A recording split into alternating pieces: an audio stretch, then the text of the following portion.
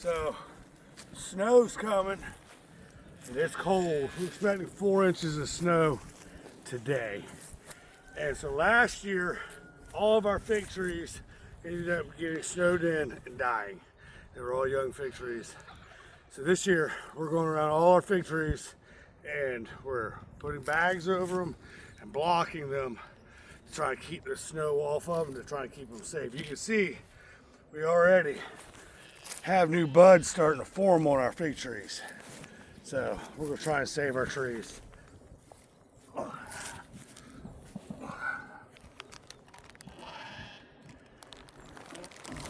in there.